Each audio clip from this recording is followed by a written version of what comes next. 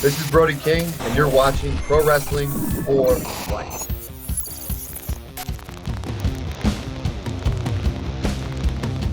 Hey everybody, welcome to another episode of Pro Wrestling for Life. I'm joined by my co-host Nick Hausman, and Nick is about to tell you what's on the show today. Hi, Sean. Yes, welcome back to another episode of Pro Wrestling for Life, everybody. Another big one here for you today. First up, right after we talk some of the news of the week here in just a second, you're going to get to hear Sean catch up with a friend of his, a friend that I'm just now getting to meet as well, Brody King from Ring of Honor in the house here. The leader, quote, of Violence Unlimited. I think they kind of move more as like a wolf pack, but he's going to be teaming with Tommy in this weekend at PWG. He just had the ROH World title match at Death Before Dishonor. And we're just going to get to talk to Brody and learn more about him. I think it's a really good conversation, Sean. Yeah, everyone will enjoy it, I think. Good. Especially if you're a Brody King fan. Oh, yeah. And even if you're not a Brody King fan, you're going to get to hear Brody talk to Sean. You're going to become a Brody King fan. And then later on, at the end of the show, we're going to welcome on everybody's favorite pro wrestling couple, Marty and Sarah of Marty and Sarah Love Pro Wrestling, in the house here today. I just saw these two in Chicago at the AEW All Outside pre-All Out party. There was a proposal at the event. There was like 1,000 people outside to watch this thing. And very excited to have them on the show here today. And we have a little game we're going to play with Marty and Sarah as well, Sean. Cool. Yeah, absolutely. All right, well, let's get to it here. To get things going, news you can use, news will leave a bruise. We'll start with your latest exploit, Sean. GCW is back in the LA area this past weekend, presented Highest in the Room, Ron Funches, Tony Deppen, Minoru Suzuki versus Jonathan Gresham. And you went to the show. What was your latest experience like at GCW? It was similar to the first time, to the previous month. I think it was a month. Seems like it was a month. Yeah. Anyways, I don't know why I'm focused on how long in between the shows were, but one of them days. It was nice, man. It's just a real nice atmosphere. Yeah. Just everyone's laid back, but focused on what's going on, and it was a nice, vibe. Ron's a dear friend of mine, so he asked me to be there, and I was real proud of him, real proud of Ron. Yeah. Because, it would be, I wasn't sure how he's going to do, to be honest with you. So, but when I heard he was training a little bit with Shane Thorne, I figured that, he was probably going to do okay. Yeah, I thought for sure that like something was going to happen where the match like wouldn't happen. Like the fact he actually wrestled and went out there and was like hitting Canadian destroyers and things like that. I was not prepared to see Ron Funches actually in a singlet wrestling Tony Deppen. That caught me off guard. Yeah, it was a little longer than I expected it to be. Well, actually, quite a bit longer. Yeah, ditto. Yeah. It was cool though, man. Like I loved the spot at the end with Paul Scheer of the League fame, one of my favorite actors. I thought it was cool that he got involved and like cost Ron the match and everything. And, when you look at like the way they use Ron, the way they use David Arquette, we're smart enough to get on that Jungle Boy train earlier. Like GCW really does. And maybe it's just because they're in the LA area and there's more celebrities available, but they do a pretty good job of using celebrities as part of their product, I've noticed. Yeah. I mean, just that and just creative, like fresh feel to their matchmaking and just that, how they put their shows together. Yeah, for sure. Like, honestly, like it would be a lot of things I wouldn't think of doing, and I'm I'm getting old too. Like, I mean, it sounds like I'm a fucking dinosaur, but like, it's just, you got to have those fresh minds, like it's good to have us too, but like, man, those younger like minds with fresh ideas, man, are so important, man, to keep wrestling moving, to keep it, forward progress. And they're great at that, So it's like you'll hear Brody King talk about PWG, And like somebody just mentioned to me the other day that, they see GCW as kind of being like that in a way, except for they tour, Right. just have a different business model. Yeah. I mean, it's not quite the same. Like, I think GCW would have some stuff on their shows that you would never see in PWG, like death matches, shit like that. I really feel GCW's like the heir apparent to ECW.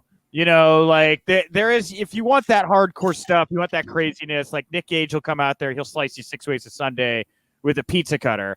But like, the variety, like, a lot of people sleep on like ECW, like how much they leaned on cruiserweights, and guys that can actually mat wrestle.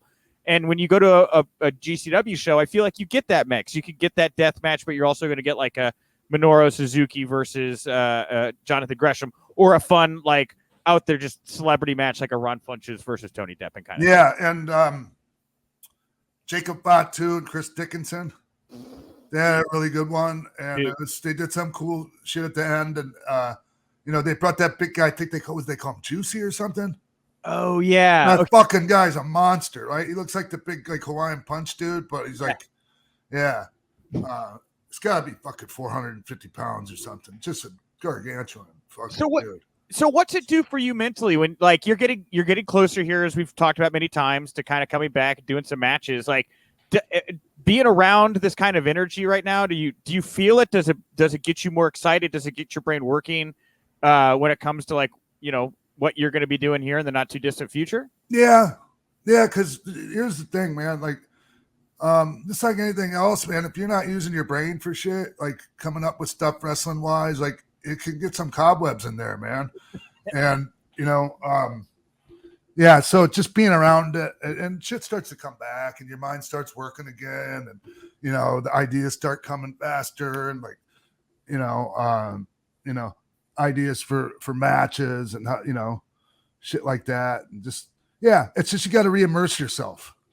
Are there notable GCW wrestlers that are kind of like coming up to you like puppy-eyed and a little awestruck, just excited to get to hang out with you and pick your brain? I would imagine there's a few of those. I don't know about that, like the fucking goo like shit like that, man. But people like they're very respectful, and people come up and ask for input, or coming whatever, they got trying to figure out how best way to do something, in their match. And a lot of times, man, afterwards, like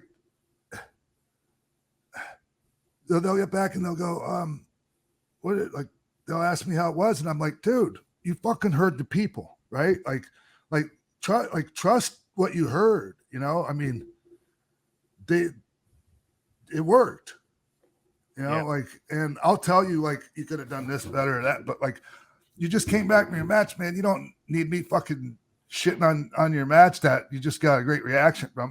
We could talk about it later. Yeah, exactly. Yeah. So yeah, I mean, anyways, man, I could go on and on, but it's nice to be around it. Okay. Well, lastly here, before we get into another news item, and then we'll throw it to Brody King. The photo you shared of you and Minoru Suzuki finally getting to connect here. What was it like for you to get to meet Suzuki? And like, what do you think of the fact he's just going on this like North American excursion where he's doing tons of North American matches? I feel like all at once. I don't know about tons, but he's here for a month, I guess. Okay, and he's doing stuff. Yeah. Yeah. I mean, it's not just doing everything that comes along, but sure. So we kind of come from the same roots a little bit. Like I wouldn't compare myself to Suzuki, but like my teacher was Masami, one of them, like for that UWF, the submission style of catch wrestling. Masami Soranaka, he was the guy that was, if you ever watch old UWF, like stuff from the late 80s when it was really like hottest promotion in the world. Masami was the referee, but he used to wrestle too. And he was also Carl Gotch's son-in-law. He was married to Carl's daughter. Okay. And so, I shared that. He was, anyways, Suzuki's eyes lit up when he's, oh, Sammy, And then we took a picture with our masks on. And then like, you got your dipshits chiming in on your replies. What are you wearing your fucking mask for? Dude, like, what the fuck's it to you? Like, you think I'm going to tell Suzuki to take his fucking mask off? And if he fucking got his on, I'm going to leave mine on too. If you don't like it, fuck off. You got the big thumbs up in this household. I go, Liz, look, it's a picture. I go, look, it's Sean and Suzuki because she loves Suzuki. And she goes, I'm just happy Sean's wearing a mask. I would have taken it without it, to be honest with you. We were outside. But like, I'm not going to like, Yeah. I'm not going to be you can tell, hey, can you take a picture of me? Oh yeah. Also, would you mind taking the mask off? Like, yeah. It's like, anything else you want fucking from me? Yeah, exactly. Yeah. Okay. I'm sorry. Could you take your mask off? Because I don't want somebody on Twitter think we look like pussies. I feel like this is a not so subtle message to anybody who asks Sean for a photo in the near future. Don't bring up the mask. No, it's just, okay. It's always dipshits got to chime in. Just like, okay, if you think it's whatever. All right. Moving away from the dipshits. I wanted to ask you about, we're recording this late on Tuesday, but tonight on AEW Dynamite, they're going to present Grand Slam. It's going to be at Arthur Ashe Stadium. I think it's going to be around 14 to 15,000 people. And the main event is going to be Kenny Omega versus Bryan Danielson. Non-title match, but still Omega versus Danielson. What do you think about AEW putting this match out there on free TV right now? I think this is the question a lot of people have. Good for them. Yeah. Yeah. I've seen like so y'all are going to bitch about fucking Bryan Danielson and Kenny Omega on free TV. They go out there and they fucking crush it. And then you want to see more. And then you fucking pay for the rematch for the title. Like, it fucking makes perfect sense to actual people that fucking know what's up. So you're saying this is the appetizer, right? These two are two are, but okay, so like if they go out there and let's say they get 40 minutes, okay, to just absolutely burn Arthur Ashe Stadium to the ground, turn it to literal Arthur Ashes, okay? What if does that take away from the rematch because you've already seen them wrestle? Like, what is your response to that? No.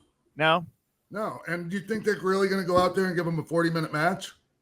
Like, they don't owe them that, dude. Like to go out there and give them 15, 20 minutes of good shit, not good shit, because they could do good shit in their fucking sleep. Right.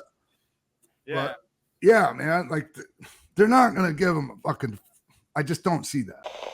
This episode of Pro Wrestling for Life is brought to you by Roman. That's right. Look, no one's perfect. Even the best basketball players, they're going to miss the hoop, right? And good golfers, sometimes they're going to three-putt on the green. And if you feel like you are coming up a little short in the bedroom, well, that's okay.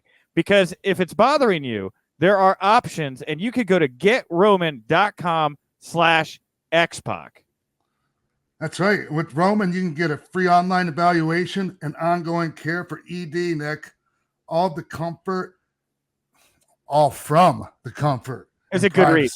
It's good. Your own home. Smooth. Nick, here's the thing. Like I was telling you before, man, I've never needed anything like this. I'm very manly. Never had a problem in my entire life getting it up. No. But I'm getting older, and got a little prostate issues, and it really helps with that. That's the real reason why I'm taking it. Of course, yeah. And you know what? A U.S. licensed healthcare professional, they're going to work with you to find your best treatment plan, Sean. So if medication is appropriate, which sounds like maybe the case for you, it's going to ship to you for free, and it's going to ship with 2-day shipping. That's right. And getting started is simple, Nick. Just go to GetRoman.com/X-Pac and complete the online visit. Take care of your ED without leaving home. Complete an online visit today to connect with a doctor and take care of it, Nick. Yeah, you just got to go to GetRoman.com/X-Pac now, and you're going to get $15 off your first month. Look, there's a straightforward way to take care of your ED, and that is going to GetRoman.com/X-Pac to get $15 off your first month, Sean. Hey, really, you can't really put a price on pleasing your partner in the bedroom. You really can't, man. Like, and, like all like kidding aside, like I talked about, you know, oh, I've never needed this before, man. Hey, even if you don't really need it, like, man, it can't hurt. No, it definitely doesn't. Just, you know, for a fun night around the house, you know, go to GetRoman.com/X-Pac. And again, you're going to get started now using GetRoman.com/X-Pac. And you're going to get, and I know you can't put a price on it, but getting $15 off your first month of treatment, that's not a bad deal. That also helps. Well worth it. Hey, Roman, thank you for sponsoring Pro Wrestling for Life. This episode of Pro Wrestling for Life is brought to you by Hellofresh. Hellofresh's family-friendly menu is a big win for back-to-school season with easy, delicious recipes for drama-free dinners, Nick. Oh, yeah. Yeah, the fall harvest is officially on with HelloFresh. Count on seasonal recipes like pumpkin cinnamon rolls and a Friendsgiving-ready side, right? As well as fresh, high-quality ingredients that travel from the farm to your front door in less than a week. Dude, pumpkin cinnamon rolls. Yeah, dude. I can't do it right now, but man, that sounds good. Oh, that's right. We all saw how ripped you are right now. Yeah, I don't think those pumpkin cinnamon rolls, man, those will be for me. You know, and the thing about this is, like, I love HelloFresh because I love to cook. I cook every night. I cook my lunch. I cook my dinner. And the nice thing about HelloFresh is I get to cook stuff that I wouldn't normally get to cook. You know, recipes I wouldn't try, styles I wouldn't try. I don't cook a lot of Asian food. I don't make it probably enough Mexican food, but they're going to give you an eclectic kind of groupings of meals. All of the produce comes very, very fresh right on top, all the seasonings. And then underneath it, you're going to get this big freezer gel bags that keep your meat like perfectly cold. And like, you know, this, I was worried because the other day my HelloFresh box came and I didn't get to pick it up till the next morning. But I read online that the freezer gel keeps the meat good for 48 hours. And so I picked it up, even though if it had been sitting outside my door for a day, all that meat, all that produce was still great. And I cooked every single meal, and it was delicious, Sean. Yeah. Yeah. The one they sent me, like it sat outside or not outside, sat inside, but not in the fridge for a few days. And it was still fine. Totally fine. Totally fine. Absolutely. Yeah. So go to HelloFresh.com/pro, PRO14. Use that code PRO, PRO14. You're going to get up to 14 free meals, including shipping. That's crazy, Sean. Yeah, man. Yeah. So once again, as Nick said, go to HelloFresh.com/Pro14 and use code Pro14 for up to 14 free meals, including free shipping.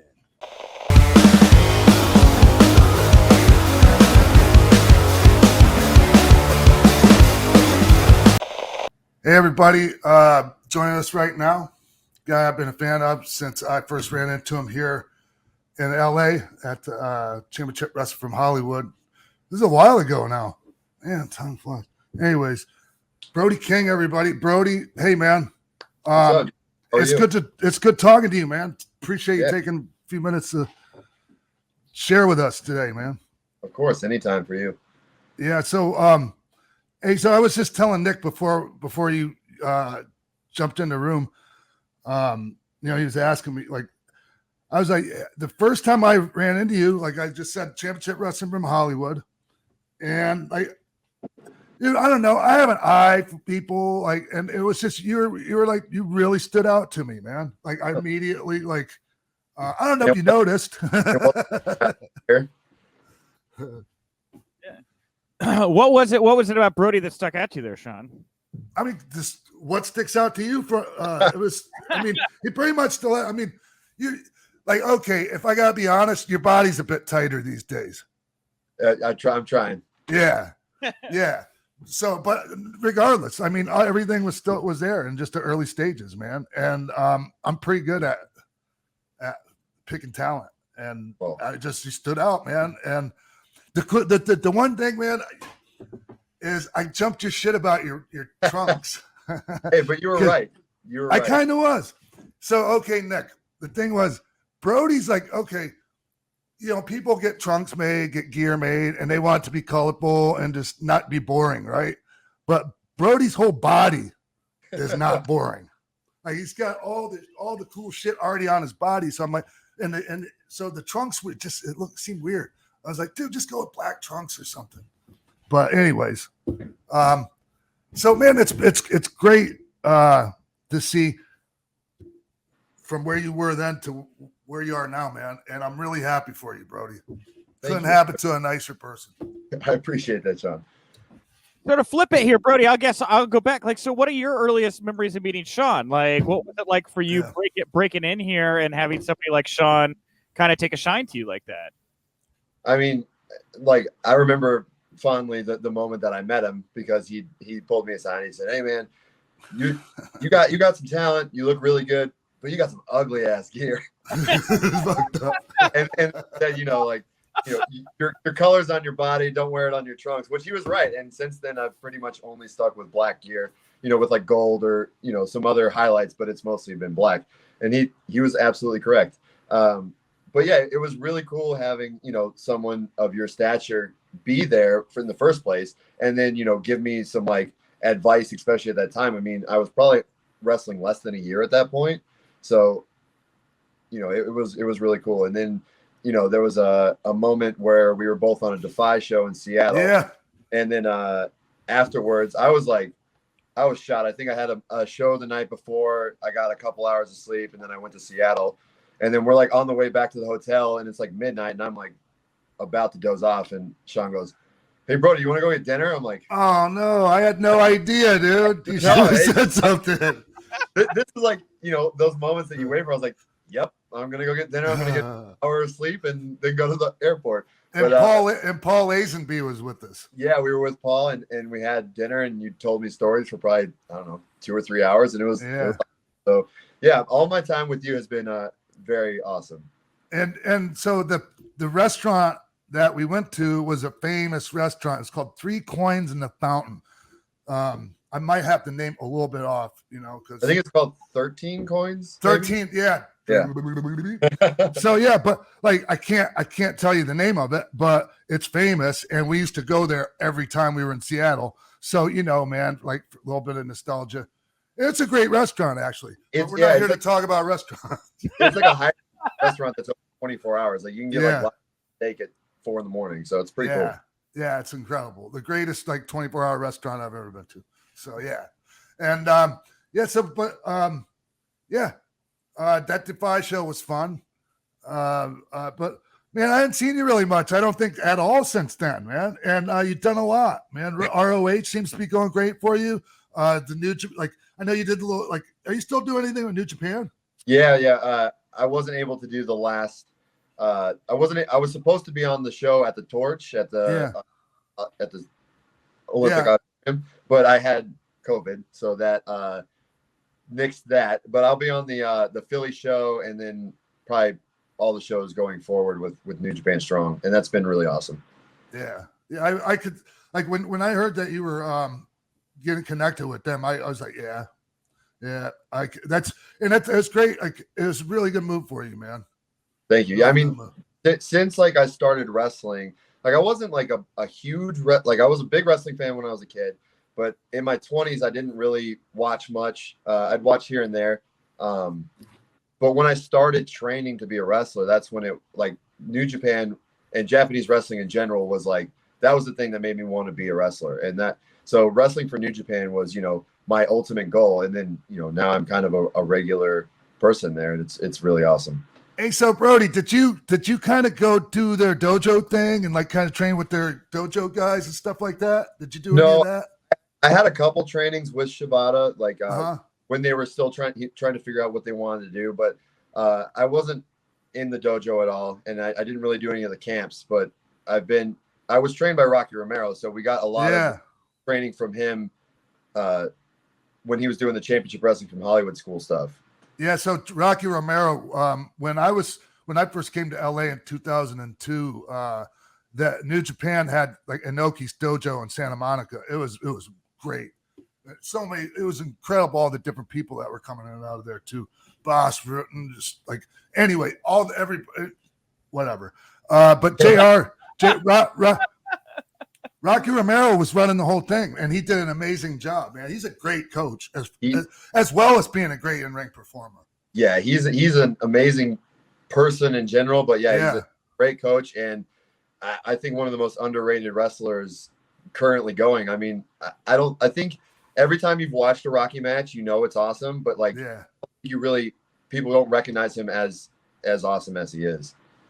Well, it's not just the wrestling. Like Rocky's kind of like one of those guys like Conan now, where like, you know, he floats between he does everything. You know, he's like he works with every single promotion, and very few people able to kind of navigate like that. A good guy to have in your corner for sure. Do you know who he seems like? You know what he seems like? He's taken over Hattori's role a little bit, like the behind the scenes stuff. Those are some big shoes to fill too, right?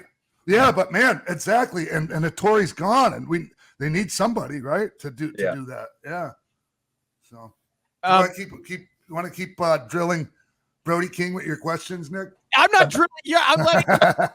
I'm enjoying this. I wanted to, you know, I just think it's cool because like what Sean, you know, I like when Sean's excited to talk about people. Not that I book guests that they're never excited about, but Sean said some really nice things about you, Brody, and like, you know, I talked to you recently, and obviously I think, you know, had a good time with that. You know, you've done a lot of things I like, but you know, as I look more to you, you know, more like how long have you actually been wrestling, Brody? I feel like your ascension to where you're at right now has kind of been pretty quick, you know? Yeah, I think it kind of shocks people when I tell them, but I debuted July of 2015. So I just passed 6 years. Dude, 6 years, and you were just in the main event of Ring of Honor Death Before Dishonor, fighting for the ROH World Championship. I mean, that's an ascent, dude. That's a quick 6. Yeah, and it's definitely not lost on me. You know, I have lots of friends that have been doing this for, you know, 20 years that haven't even gotten their break yet, or are just now getting their break. So for me to kind of like, I think that a lot of it has to do with the time that I broke in, like wrestling was so hot. But yeah, I'm definitely, you know, aware that it was a quick rise. It's more than that. I promise you. Like it's your work ethic. People, okay, all right. It's also people know you're straight edge. They know you're not going to be an issue when it comes to that. You're a great guy, and you're incredibly talented in the ring, and you've got a great look. Thank you. So it's more than just, you know, right place at the right time, and you know, because that's important too. It's incredibly important. So I read before all this though, you trained at the Santino's Wrestling School, Santino Brothers Wrestling School. Is that correct or no? Yeah. So that was like my formal training. Joey Chaos was my head trainer. He kind of taught me everything, and you know, he still mentors me to this day when I'm like, you know, having low days on like, you know, mentally in wrestling. I'll hit him up and just bounce ideas off of him, and he's always been like that, you know, father figure in wrestling for me. So that's always been really awesome. And then I would say that Rocky was kind of my finishing school. I gotcha. Yeah, because we just had Ron Funches on like last week, and he was talking about how he spent some time at the Santino Brothers Wrestling School. And he's like, that's a real school. That was very hard for me. Like, what was it training? Like, was it a tough school to go through at the Santino Brothers Wrestling School? So I started training there kind of right before they started to implement a strict curriculum where they had like exactly what they wanted to do. So my time there was a little bit harder than what the students have to go through now. We kind of had to prove ourselves a little bit more. They didn't really give us much slack, and it was like, if you wanted to quit, well, see you later. You know what I mean? But the training was definitely hard. I mean, I threw up multiple times. I was winded all the time, but I couldn't get enough. I was there all the time, 3 or 4 days a week, 6 hours a day. I like, all I wanted to do was wrestle, and that's all I was thinking about at the time. And that's why you made as far as you have in the amount of time. I honestly, man, when you live it, breathe it, and you just take in as much as you can. That's what I did, man. And like it was like about the same time as you. It was like 5-6 years, and I was in WWF. Wow. Yeah, I mean, it's crazy because, you know, your personal life takes a hit, your relationships take a hit, but then it's like, it's nice to know that it all kind of paid off. Like all the sacrifice was worth it. Was there one drill that was really hard that you were look back on? You're like, dude, that was rough. That was maybe a breaking point for me. Yeah. So every time we did the gotch deck of cards, that was and we would like, they would amp it up even more. So it would be like burpees, push-ups, sit-ups, and jumping jacks. And then like, it would be ascending. So 10 or 10s would be 10. The jacks would be 12. Queens would be 15. What are aces? Aces were 30. So it's like Yeah. you hit a king and an ace on burpees and like you have to do 50 burpees in a row. I'm like completely dead by the end of the deck. Yeah. That's a really that's a very evolved version of the deck of cards, because we were just doing it basic, just the Base basic cards. way of it. Yeah. Yeah, And my trainer was that nice to us. I've heard that called a prison workout. Is what I've heard that called. Yeah. Yeah, I mean it's just something that like it will amp up your cardio like crazy, and you don't really need anything to do it. Yeah. Hey, Brody. Hey, man. I feel bad that I missed it, man, because it was right in town here. It was cool to see you and Alistair in the ring, Tommy N in the ring together. Well, if you're going to be in town on Sunday, we will be in the ring again, tag teaming for for PWG. Where? Okay. At the Globe Theater. Oh, all right. Yeah, me and Malakai Black versus Black Taurus and Flamita. So that'll be a pretty awesome match. Yeah, and that's going to be hot off of Malakai's match with Cody. I guess we're recording this Tuesday. It airs Wednesday. But yeah, tonight will be – he's got a lot of momentum right now, that Malakai Black does. Dude, what an awesome entrance. Like, that guy's entrance kicks ass. I don't think I've ever seen a better entrance in wrestling. Yeah, I mean, his whole, I don't know, aura and vibe and everything is really awesome. And he puts a lot of thought into it. It's like I don't think there's one part of his character or his wrestling that isn't completely thought out. Like nothing is like missed on him, and which is really awesome. I mean, he's been a big help to me and a mentor and kind of like a big brother figure since I started. And I was always able to like send him matches, and like he would always kind of sit me down and be like, this is what you're doing wrong. This is what you need to do. So for me and him to kind of be teaming now and have that be a possibility is really awesome. He had that aura, man. He had that aura the first time I ever met him. So it's not like something that he did. Like some people have that. And it's kind of crazy. The first time I watched him wrestle, was at PWG, and he does his entrance. He doesn't really look at anybody. He just looks at his opponent, and then he sits cross-legged in the corner and waits for the bell to ring. It's like there's just something about it that's very weird and ominous. And right. So with him, he's with AEW. You're Ring of Honor. You're working New Japan. Obviously, there's this whole amalgamation that they call the Forbidden Door at the moment. But would you like to see yourself maybe working with him in the AEW waters? Is there a chance we see him maybe show you some love in Ring of Honor or anything like that? Or do you think this stays like a PWG kind of exclusive act for the time being? For the time being, I think it's definitely exclusive to PWG. But I like to push the boundaries a little bit, even if I don't know what's allowed and what's not. I just kind of play within the bounds that I'm given. But it's really awesome to go to New Japan and be able to work guys like the Good Brothers. So you have this like Impact, Ring of Honor, New Japan, AEW thing, and then the thing that me and Malakai are doing, we get to, bend the rules a little bit without breaking them. So, but I would love for there to be some kind of, quote unquote, forbidden door opening to where we can all just go crazy and give the fans what they want. Yeah, dude. I'd like to see Violence Unlimited off the chain. That's for sure. I mean, yeah. Dude, I think that PWG might be one of the only places you can get away with that, because they don't do streaming and shit like that, right? Like they still have that old school business model that. So I could see why you can get away with doing that shit there. It's also cool to see, like, I didn't know how it was going to be coming out of quarantine or COVID, whatever, with PWG, because they didn't run a show since December of 2019. And, there was other indies that were starting to level up, that were kind of like taking that role as like the place to be. And, with a lot of the talent getting sucked up, you didn't really know who was going to be on the show. You didn't know how it was going to be received. And then, their first show back, they just kind of like blew it out of the water. You get an appearance from Super Dragon, you get an appearance from Tommy N. It all just kind of meshed well and kind of showed you why PWG is still, has its place in like the top tier of the independent. Oh, for sure. Yeah, for sure. And like, it's got to be cool for you right now. I mean, PWG's fire, obviously like a standard, but like Ring of Honor is really reinventing itself, and you guys are such a great part of it right now. I mean, I put it over all the time. I think management has just done a really good job through the pandemic of not just taking care of you guys, but taking care of the product. I love, what you guys bring with the violence, but you've also got the technical wrestlers like the Greshams and the women's divisions being rebuilt right now. It's got to be a cool time for you to be a part of so much that's going on in like a positive direction for you in the business, Yeah, it's really awesome.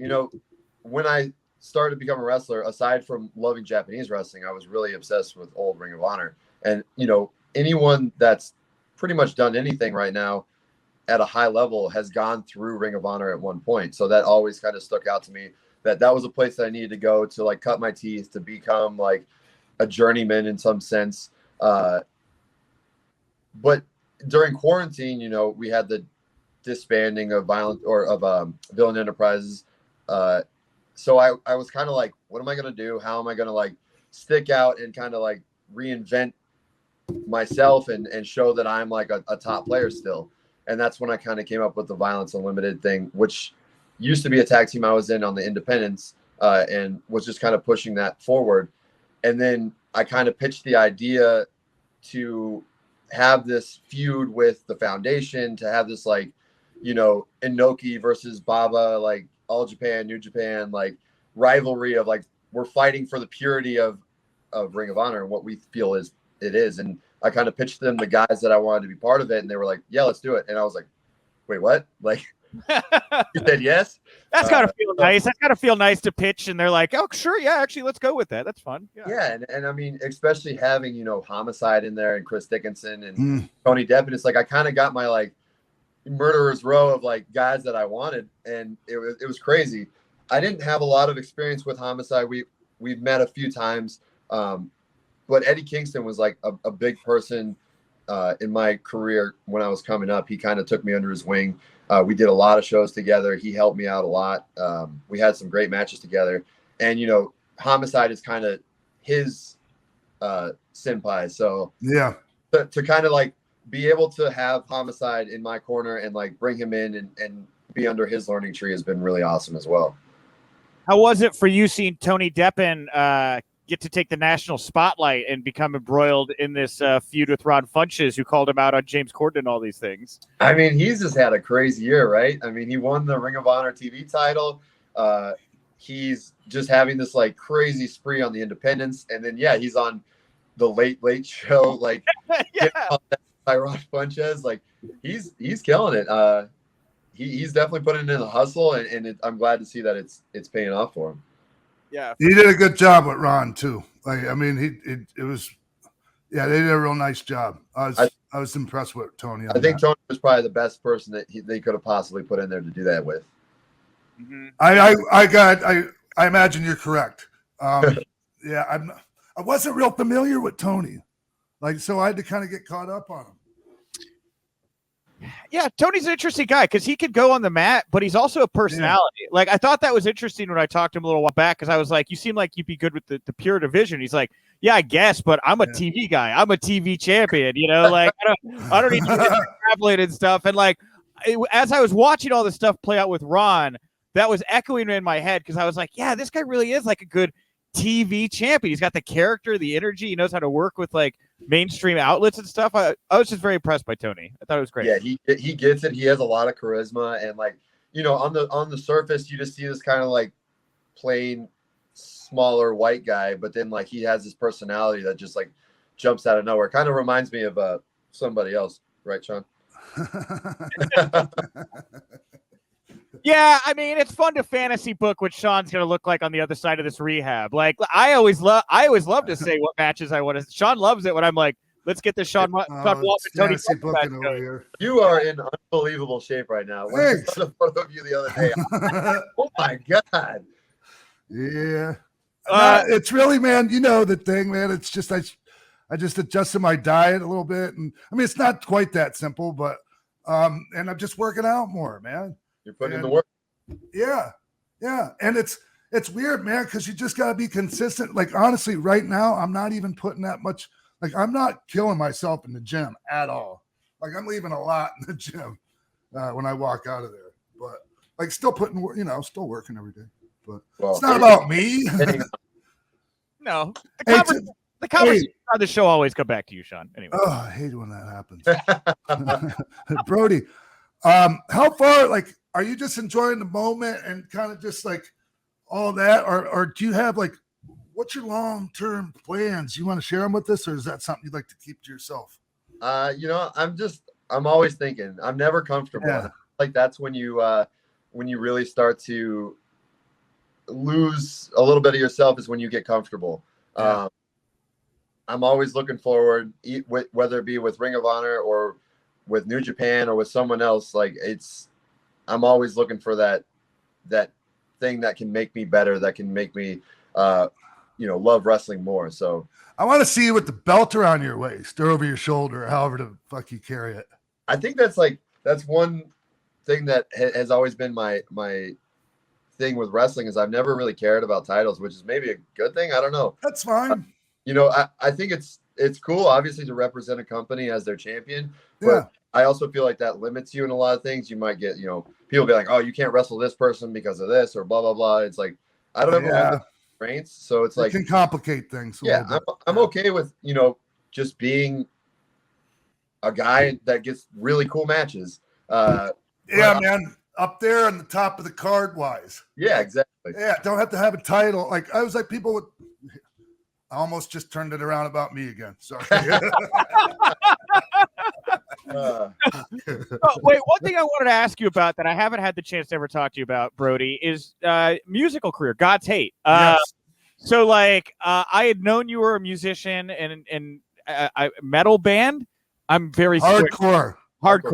I'm super square. I watch like Porter Wagner on Fridays. But like I had a chance, the last couple of days as we were getting ready for this, I was like, I'm gonna listen to some God's Hate. I'm gonna like finally get into Brody's band. And dude, this stuff slaps, man. Like if you want to get jacked up in the gym, you just want to like have a good time when you're walking your dog. Like were you doing the music before you got into the wrestling?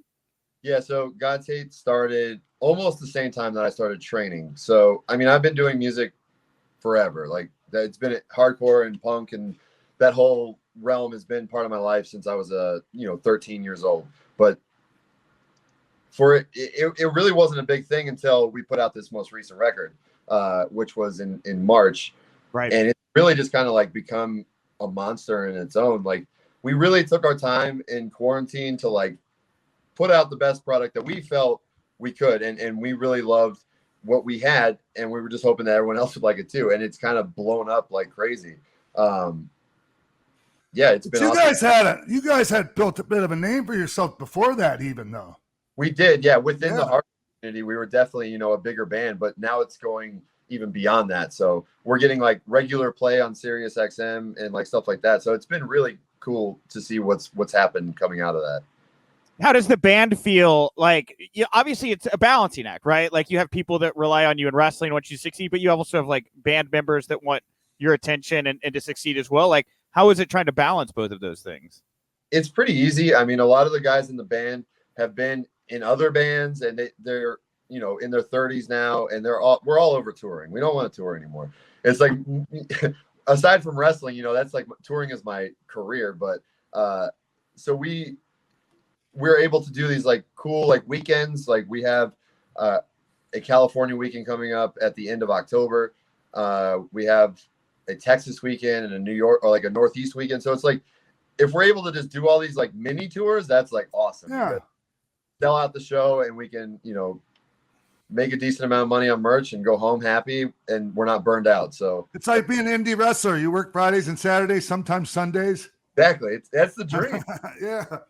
So do you want to keep these worlds separate or together? Would you like God's Hate to be doing more with your pro wrestling life, or do you like having two different worlds? Like, what do you want to do with those two things? I love the crossover. A lot of wrestling fans bought the record, have supported the record. They're starting to buy merchandise, and I'm seeing that more at shows. My entrance music is like edited versions of God's Hate songs. So yeah, I love the crossover. I love blending the two. And, both are very big parts of my life and kind of what make Brody King, the wrestler and performer, a thing. So I definitely like the blending of the two worlds. The one, what else is really cool about it is when you're dealing with promoters and trying to, negotiate or whatever, they know like that, you have this other thing that you're successful at, and it gives you more leverage, Yeah. Yeah. You can just say, oh, no, thanks. I'm good. And walk away, Yeah. When when Ian Riccaboni puts over that, like, God's Hate was on the Billboard charts and stuff like that, like, that's really cool. And I feel like that's like something that would make somebody watching being like, wait, what? And then like check out the band and like want to be more involved with that. So it definitely gets people's attention when you hear the accolades. And like you said, with the promoter, they could be like, oh, well, he could possibly bring X amount of like people that never come to a wrestling show. So would you ever accept a wrestling contract that said that you couldn't do touring with your band while you were working for whatever company, or is that a deal breaker for you? I mean, that would probably be a deal breaker, but I don't really see why it would be an issue without, within the confines of like having wrestling being the priority. I know that there is companies where they only want you to be part of the wrestling. Yes. They want to control everything. Yeah, and I'm totally not interested in that. So okay, cool. Just wondering. Yeah, man, I'm glad I got to pick your brain about that a little bit. I mean, and obviously, and I brought it up before. I don't know, we don't have much like a ton of time here, but I just think it's so cool you did. I think you should leave. That's my favorite show. I know it's one of your favorite shows, and like. I just want to put that over again, how awesome it was you got to be part of this latest season. So thank you, man. Yeah, that was really awesome. And I love that how many fans or just people in general like, wait, did I just see Brody King and I think he should leave? Like, and then I made like the Mike the Rock Davis shirts, and yeah, it's just been really cool. Dude, that's awesome. We got to get Tim Robinson in ROH. You going to pay this off with like, I think you should wrestle, something like that? That would be awesome. Maybe we should try to work. That would be good. I agree. All right. Well, Sean, do you have anything else you want to pick your friend Brody King's mind? No. I just want to thank you, Brody, for, like I said before, taking the time.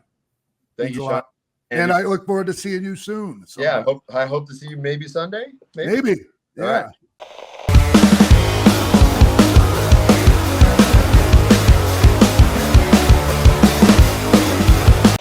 Just so you know, we're gonna talk a little bit about what you guys do. And then we're going to play like this silly game that I came up with that I don't know that Sean is totally sold on, but we're going to find out. He seemed very sold on it last week. Yeah, it's kind of one of those. It's kind of another one of those deals. In comedy, I call those homework shows where it's like, I just do my jokes? I have to do like jokes from the 18th century. Dude, like, fucking thank you. Thank you, Marty. My pleasure. Dude, sorry, Nick. We don't like. You know me better than Nick does already. Fucking man. See, if I was in the driver's seat, I would cater the show towards you, but right. Nick over here is he's jumping. All right, here's the thing about that. I like to be a lot more hands off. Like I like to just come on fucking Tuesday and record my shit. And so I give Nick like free reign, like, so I try not to complain too much. You know what I mean? I'm the same way with Sarah. I'm the same way with Sarah. I'm very difficult. Yeah, like 95% of Nick's shit is great, but like I don't know. I don't know who's more of a couple here, like Marty and Sarah or us, because like it seems like like there is only one couple here. Okay. It's actually diagonal. Yeah, it's wild. All right. Well, we can include all of this if you want. Sure. All right. Hey, but like for anyone that doesn't know, this is Marty and Sarah, and Marty, or is it Sarah and Marty? Sorry. Well, the way we're sitting right now, it's Sarah and Marty. I tried to label it for the for reading these, but it's Marty and Sarah love wrestling. It's like you're used to saying Hall and Nash, but if they were standing, right?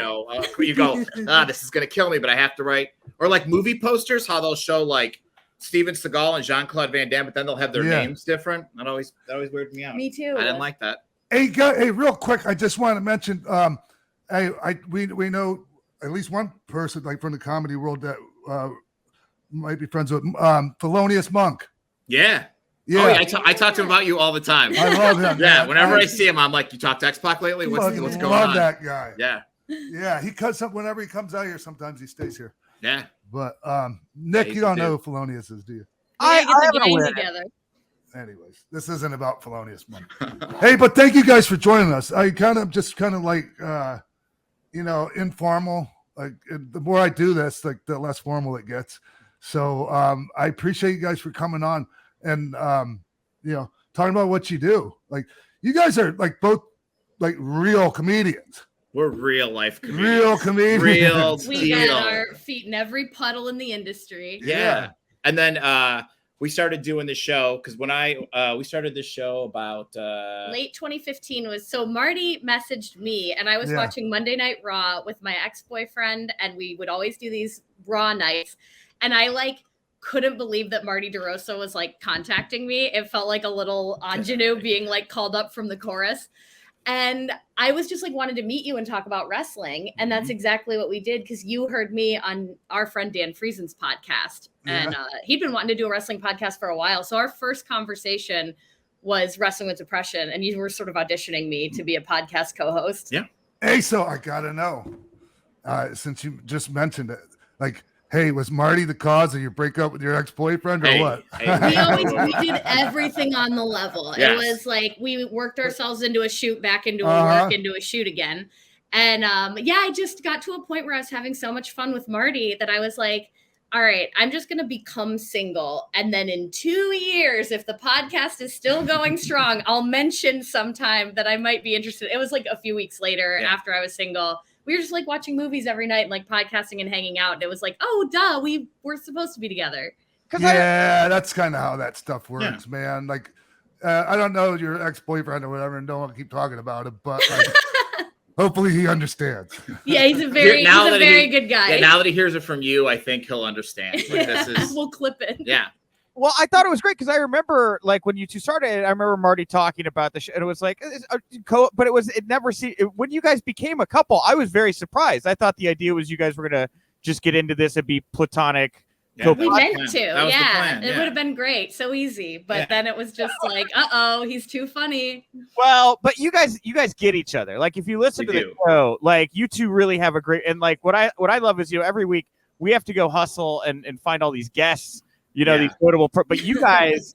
Because I used to do a podcast about mental health, and I learned like, God, the hardest part is getting guests every week and then so I thought, okay, I want to do a podcast where we don't have to worry about that. So we just kind of we have imaginary guests come by and say hi to us and stuff, and we've eliminated the middleman. We figured out somewhere along the way that we really like doing voices just to like make each other laugh. And then it just expanded into our own little, what do you call it? View Askew universe. Sure. You got characters? So you have some different characters that come on the show? Absolutely. Yeah. Want to share any of them with us? What's that? Want to share any of them with us? Yeah, so we do Finn Balor's mom, because we found out that she was like the sweetest lady on the planet like years ago. She was at an NXT show and our friend overheard her like basically just cheering her son on, and she's Irish. So I just started playing her of like, oh, I've come by to tell you I'm so proud of my boy Finn. And, despite all the Legos I've stepped along the way, he's always good for a smile and a laugh. And I think he'll be champ again soon. Yeah. That's pretty good accent. Yeah. We get a lot of like how Nick, you might get like, hey, I heard so-and-so's contract is up. We don't get that. We get people who message us and they're like, hey, I took a photo with this wrestler at a show and their hair smelled really good. Like they that's the kind of Roman Reigns' hair smelled like that Aussie conditioner. Yeah, like real nice, that's the kind of stuff we get. A summer whiff. We like to know what the wrestlers smell like because it's really nice when somebody like smells good backstage. It's a little extra gift in the locker room. It makes me. That just made me think of, and it's MMA, but MMA and wrestling are kind of a little bit. But Chael Sonnen said that about Anderson Silva. He just smelled so good. Yeah. And that's we become the like, what do they smell like podcast? Or we get a lot of one of the things that we do on our podcast is we love when people have like awkward interactions with wrestlers. And those are just great. I have plenty of those still. Oh, I'm sure. Yeah. There's some probably who've been about you where they're just like, a lot of it is they're in line and they're waiting what to say to you guys. And they're just like, I'm going to be like, wow, what was it like to wrestle in Global? That was awesome. And then they just get up to you and they're like, you just good. Everything. Global. Yeah. Global. Good. Hey, Marty, I think I actually have awkward moments with other wrestlers. I'm not talking about. Oh, okay. Yeah. Oh, yeah. Oh, that's even better. Yeah, let me give you one example. We'll take them. Well, yeah. I'll give you one example. Sure. You know the WrestleMania that was it the Superdome? It was Cesaro and Sheamus versus Braun Strowman and what was his name? Nicholas. Yeah. Little Yeah. Nicholas. Yeah. So That's who Nick is. You know that, right? That's Nick, Yeah. Nick grown up now. Yeah. Okay. Hey, so and mind you, that was an entertaining segment, but like it wasn't ideal for Cesaro and Sheamus. Sure. But they did the best they could with it, and He always said and did a good that. job. Yeah. Mhm. Hey, so like later on, like after WrestleMania is over with, I get it. Like me and Lula are in the elevator, and it comes Sheamus, and like trying to small talk, and I'm like, oh, good shit tonight, and he just looks at me like because it was just small talk, right? Like I know it was brutal. I was just, oh fuck, I can't believe I just said that. Because it just really created that awkward moment, man. I picture you walking down the hallway going, great job, great job. Great. Why'd I say that? Ugh. Man, so I had a really awkward encounter with Cabana and Punk as the trial was going on when I was covering their trial with Dr. Aman, and they like had to leave the room while they were waiting the verdict, right? And like they could have been on the hook for millions of dollars, right? And there weren't like a whole lot of people there, and I just saw him standing there, and I just walked over and I was like, so how you guys feeling? Like, Oh no, you thought that was a good idea to go out in the storm with a lightning rod, you maniac. Hey Marty, Yeah. did we get a character from you yet, or did I fucking interrupt you? One of the characters that I do on the podcast, when AEW was doing Double or Nothing, the hashtag was AEWDON. So we have this like electrical worker named Don, who's a big AEW fan, and he just loves AEW. He thought the hashtag was about him. Yeah, he thought so he's AEW Don, so he always comes on the podcast to talk about things. And then we have some actual quote unquote wrestlers come by that we do to certain levels of quality. Sometimes it's a bad impression is a good impression. Like sometimes they'll get like in a lot of trouble, and then you have to put the impression on. That's the other thing. Yeah. Just when I nail somebody, right? Just when I'm like, I have everything about this character down, then something happens, or documentaries come out and people have to go away for a little while. So but that's the fun of just the two of us. Yeah. Is like we always talk about like we just do what we feel like doing. Like if there's something rotten in the news, we just don't feel like touching it. We'll like just have fun and like go watch old wrestling and talk about that and stuff. We try to keep it real fun. Yeah, I'd like to think we do too, but there's He has notes. That right there is just Twitter right now. It's just like and then just Well, see, the problem is I have no filter, right? I do like my own wrestling news shows where I just kind of ask and talk. But when I can't, I do this on Sean's show, and like it's a dangerous combo sometimes. So I have to watch myself here. I'm threat, I guess, is what I'm saying. Yeah, you're the opposition. Yes, I'm the opposition. People call it a bit of a dangerous combo sometimes. Yeah. Well, I've seen Marty wrestle, right? Sarah, you have pro wrestling interests. So like talk about like what you guys do, like because you two have become part of like the actual pro wrestling community. You're not just doing a podcast. Oh, in Chicago. Yeah, in Chicago, we kind of like Sarah does commentary for Black Label. I used to do commentary for AAW. And it's interesting now to see like I feel like Sarah got to see what it's like when you see like a class of wrestlers that all go from the indies to, whether it's NXT, AEW, or WWE. So it's like, it's wild to watch like a TV show. Just like I'm sure like you'll watch like the Emmys and a bunch of people who are writers on shows and stuff like that. Like it's wild to just be like, oh, there's Eddie Kingston who used to like mess with me during matches and stuff. And like the Lucha Brothers and Sarah would always do like promos together in the basement at Logan Square Auditorium. So it's awesome to see the people like going to the pay-per-view at the Vitamin Place, the Now Center.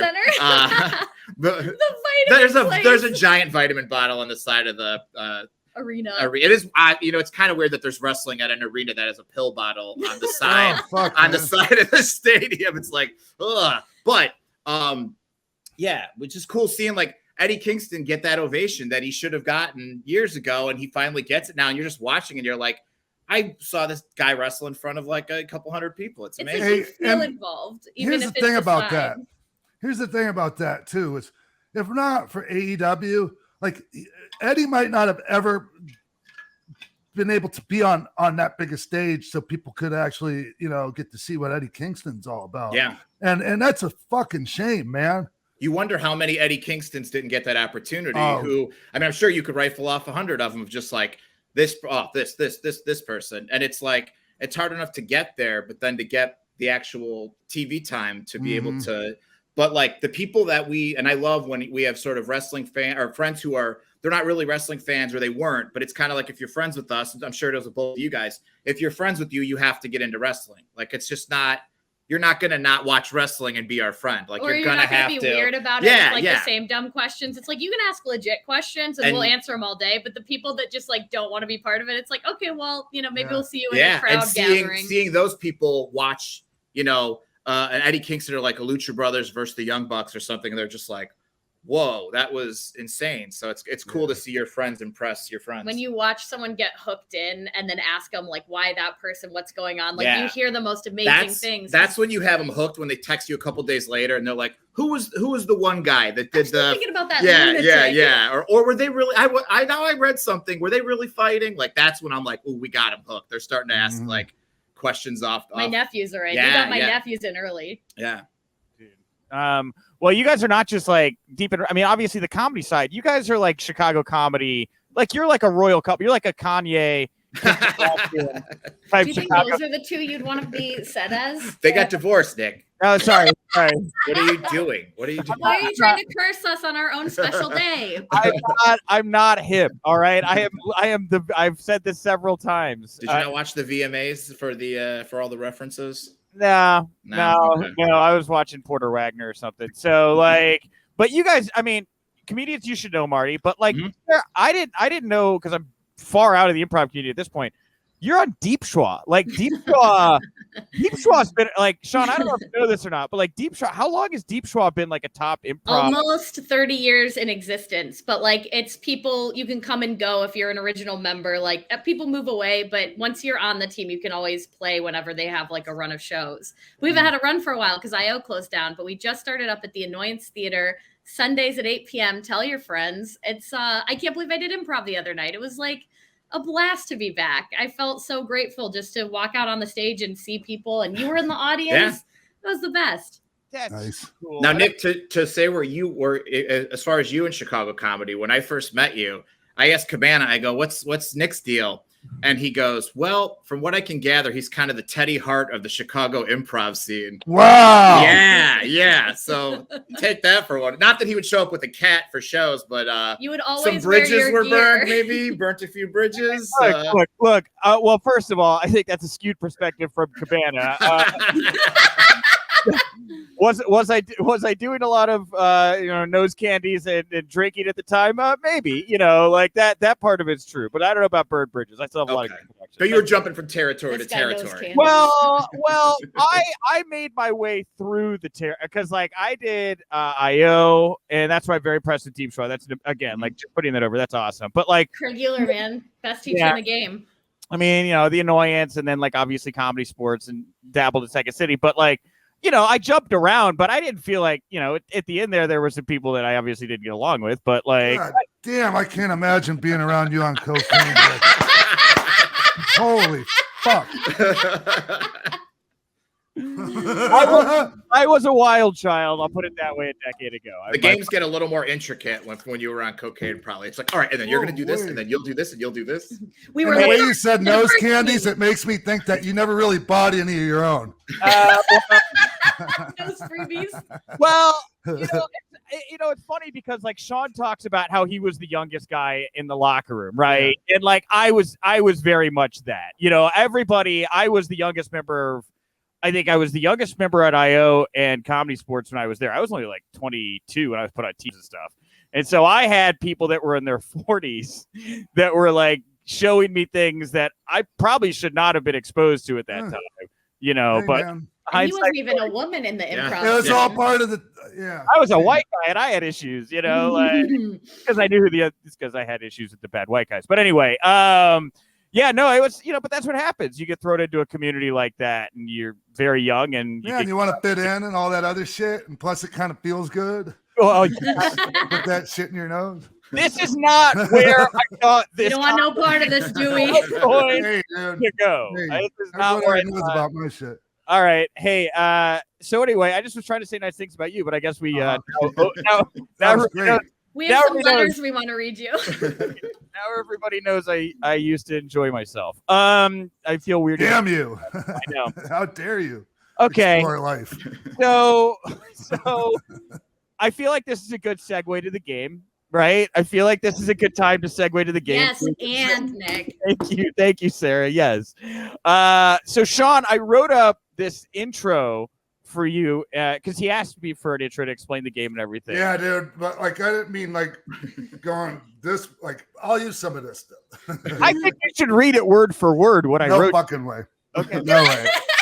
Yeah, dude. Yeah, you gotta pay for a cameo if you want that. Fucking play a ha-ha with me here. All right. Shall we start? Yes, let's start the All game. right.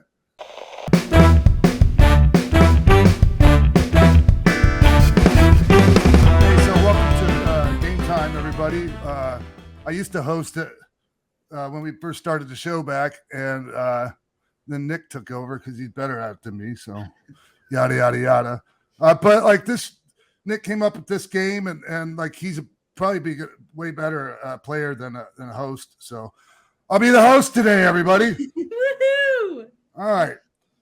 You know what? I'm just gonna fucking read this thing. How about I just do that? Okay. All right. Ready, you guys? Yeah. Mm-hmm.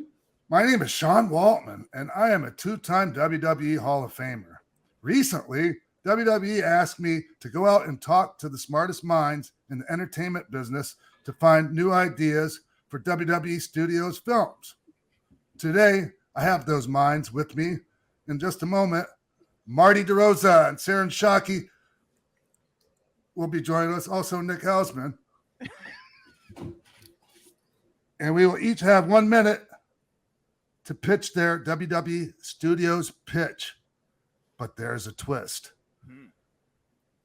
I will give each of them the name of a WWE superstar as well as a film genre that their pitch must be based on. Whichever pitch I like the most will be declared the winner. And we'll go into production, I imagine. Like, was everyone able to digest all of that? I think so. Yeah, I think so. Okay. Yeah. It felt like a scripted promo, though. It didn't feel like it was coming from you. All right. Because it wasn't. That's why on TV it's weird sometimes, I guess. That was tough. All right. So here's the genre suggestions. You pick a wrestler. So you're going to pick one of us. You're going to say, here's the wrestler. Here's the genre. You have 60 seconds. And you can time. Oh, I give you the. Okay. Yeah, that's how. I give you the genre. Right. All right. And the wrestler. Right. Yeah. Any old wrestler?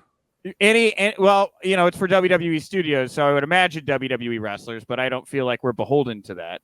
There's no rules here. Just right. Yeah. All right. So Nick, I'm gonna start with you. All right, fair enough. Actually, you know what?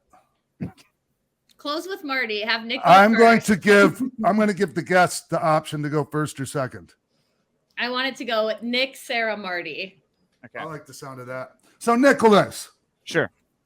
Roman Reigns and Western. Okay, I'm gonna hit go. All right, so we start, and Roman Reigns is tied up to a post, right? And he is trying, obviously, to get back to his daughter, who is in another, part of, let's say, Mexico. All right, but he's got to first get out of this post that he's tied up to, that he was put there by these bad guys, right? So he manages to free himself from that, and then he starts going town to town looking for his daughter. But in each town is like the New Day, right? Because he's like got to go through them first. And then you've got, maybe over here, you've got like the Nation of Domination. You get them back together. That's like in another part of, so he goes town to town fighting these old WWE factions, Desperado style, until he finally gets to the end, right? And it's Brock Lesnar, right? And it's Brock Lesnar and it's Paul Heyman, and Brock Lesnar's kidnapped Roman Reigns' daughter, and they have to have a duel.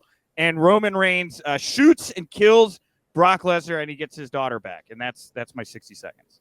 Wow. Yeah. No smoking guns at all, huh? Here, I'll give you a timer so that you can see it. I tried to play this game earlier with my girlfriend, and she was like, "You're really bad at this." So actually, that was better than my practice was. So, anyway, So I started off. Mine was very good, obviously, Sean. What was the title? What was it called?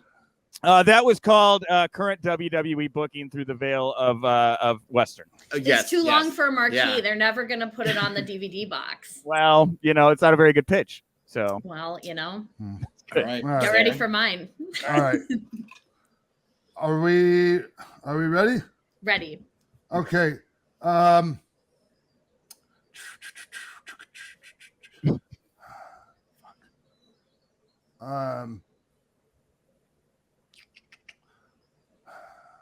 sorry about this. It's taking me a second. I gave him an hour notice beforehand. Genres are included. You just have to pick I'm a just excited he wants to set me up so well. That's no, I'm just booking. Not trying to throw out like bullshit like any old name. Drew McIntyre. Oh yeah. Rom-com. Oh, come on. That's beautiful. Wow. So Drew McIntyre is, you see at the beginning, this misty Scottish legend, and you see him with the sword and like through the fog. And there's kind of a hint of a legend of like, but whatever happened to that mystical man? Cut to, it's Alexa Bliss. She's a business lady and she's mean. She's not having the life she wants. But guess what? Ding dong. Her dad's dead. Left her a cabin up in the woods in northern Scottish land. It's kind of a funny joke, but it's for real too.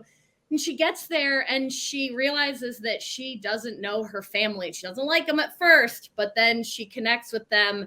And then through the magic of family, she brings the ghost reality of big legend Drew McIntyre back to life. He doesn't know anything about how to live on this planet, so she teaches him. They fall in love. She tries to take him to the city, and in the end, they just move back out into the castle that they were always supposed to be in for history, and we have a lot of laughs along the way. Dewdrop is great in it. Wow. What's that called? Oh, that one's called My Scottish Past. It's not a good title because it's WWE Studios and they don't always hit it with the title. It's just a working title. The Marine was taken. All right. That was really. I thought that I would watch that. That had Hallmark written all over it. That was good. Feels Hallmark Channel or Lifetime. And he's so big and she's so little. Yeah. Right. Yeah. I see that. I see holiday season coming around. All right. Anyway. All right. You ready, Marty? I'm ready. Let's go. Matt Riddle buddy comedy. Oh, jeez. Okay. Matt Riddle buddy comedy. There is this guy, Matt Riddle, and he needs a job real bad. Guy on the street says, "Hey, man, we have this edible factory and we just fired our product taster. Do you think you can help us out?" And he's like, "Absolutely." But they're like, actually, you need to be a janitor for a little while. Okay. So you're the nighttime janitor here at the edible factory. No! And Riddle's doing his thing, but there's a door open and he's like, "What's in there?" He basically falls in a giant vat of edibles. And he becomes like a superhero edible himself, where everything he touches, they get real high in like an hour or so. Yeah. And sometimes people are like, "I don't even think I'm high from this guy. Let me touch him again." And they touch him again. And then they're like, "Oh no, this is a problem." So the government hires him and they've now weaponized this walking edible, Matt Riddle. And a lot of times he goes to countries where they're dictators and they're like, "I want everything." And he just touches them and they're like, "I'm sorry, man, I'm going to have to mellow out. I've been a bad dictator. This Riddle guy is all right." So that's called Riddle Me This. Who was the buddy? Oh, yeah, who's the buddy? So the dictator is Cesaro. That's what I thought. Yeah, Cesaro's the dictator of one of those fake countries in a Van Damme movie, Jean-Claude Van Damme movie, or some shit. Yeah, Moldavia. Yes, Cesaro is the king of Moldavia. That's it. Yes. I would watch that. Hey man, I was waiting for the buddy thing, and then you slipped it in right at the end before the minute caught up. I mean, really, the marijuana and Riddle are the real buddies. The real they're buddies, the real. yeah. They're the Man real versus buddies. self. Yeah. Wow. So, versus nature. Like honestly, it's a close decision between the two of you, because like honestly, Nick's was full of worn out tropes. You know, it's like who would you write that with? Meltzer? Like, what are we talking about? You didn't bring up ratings or anything in there? Oh, when he fought the New Day, it was a 3-quarter fight. It's like we're just talking about relationships and love, and I just wanted to fit that worn out tropes line in there. It's fine. Like a glove. Like okay, like honestly, without a doubt, Sarah's the winner of this. Yeah, for sure. She's the winner. I'm a writer. That's why. Sure. That was really good. Sarah actually, and if anybody from WWE Films is listening, Sarah has a the idea of a script for a Christmas, what is it? A Christmas It's a Carol? Christmas Carol starring but Vince. Vince gets visited by all of his like past, present, and future, and it always changes with like who's in right now. But I would write it any Christmas. I could get it done in a weekend and really teach some lessons. Just like Vince and Hogan, she'd lock herself in a hotel room and just write the whole thing in one weekend. Plane, just all handwritten. You got to be careful who you tell that to, because some parallel thinking might happen. Well, you know. Well, if it does, it's for the good of humanity. It doesn't have to be my script. It can be anybody's if it makes a change for good. Yeah. Wow. This was wonderful. Well, I want to thank you for coming on, playing some games, letting more information about me that I may be comfortable with out into the world. And, we don't Didn't edit. you want an edgy podcast though? Yeah, but like it was, bro, Nick, it was you that mentioned nose candies. Yeah. No one else. We yes-anded it though, yeah. which is incredible. I want to be clear. It's because Marty said I was like the Teddy Hurt, and then he said you could take that any way you wanted. Yeah, You decided to go down I wanted to be clear that it was more because of the drug abuse than the burning of the bridges, which I felt was not correct. But listen, get on Twitter, write a nice little response about this episode. It'll work out great. I don't know that that's a good idea.